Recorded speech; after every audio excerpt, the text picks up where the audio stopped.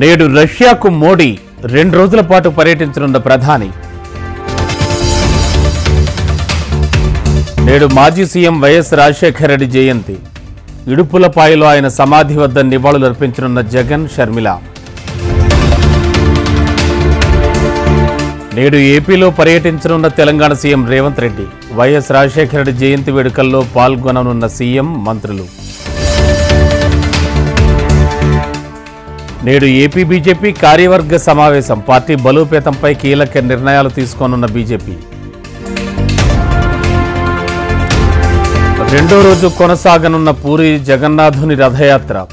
చీకటి కావడంతో యాత్రను నేటికి వాయిదా.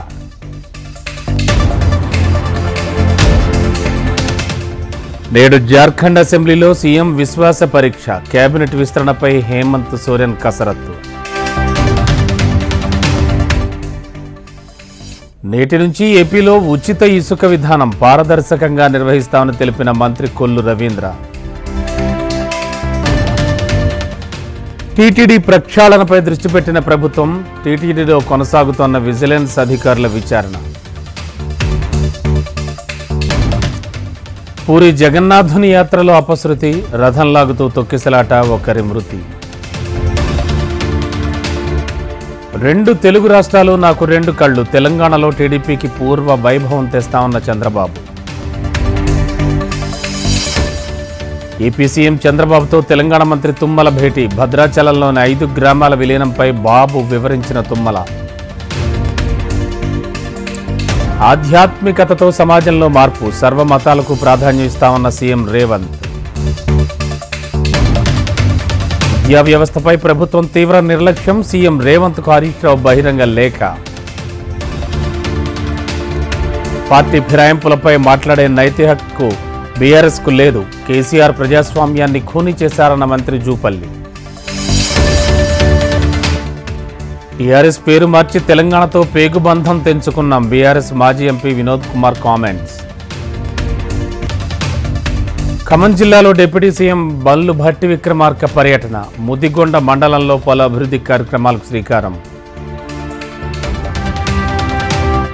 తెలుగు రాష్ట్రాల సీఎంల భేటీ హర్షణీయం. ఇరు రాష్ట్రాల అభివృద్ధికి తోడ్పాటు ఇస్తుందన్న నారాయణ. సీఎంల భేటీతో ఒరిగిందేమీ లేదు. ఏపీ ప్రయోజనాలు దెబ్బతీసేలా ఉన్నాయన్న కాకాని. పాత బస్తీలో విద్యుత్ అధికారులకు చేదు అనుభవం. అధికారులను నిర్బంధించి రిపోర్ట్లను చించేసిన స్థానికులు. భాగ్యనగర్లో డ్రగ్స్ కట్టడిపై పోలీసుల ఫోకస్. పబ్స్ పై వరుసగా దాడులు నిర్వహిస్తున్న పోలీసులు. శ్రీ సత్యసాయి జిల్లాలో మున్సిపల్ అధికారుల కొరడ. కదిరిలో జేసీబీతో అక్రమ లేఅవుట్లు ధ్వంసం. నాగోల్లో దొంగల బీభత్సం. తాళం వేసిన 2 విల్లాసుల్లో చోరీ.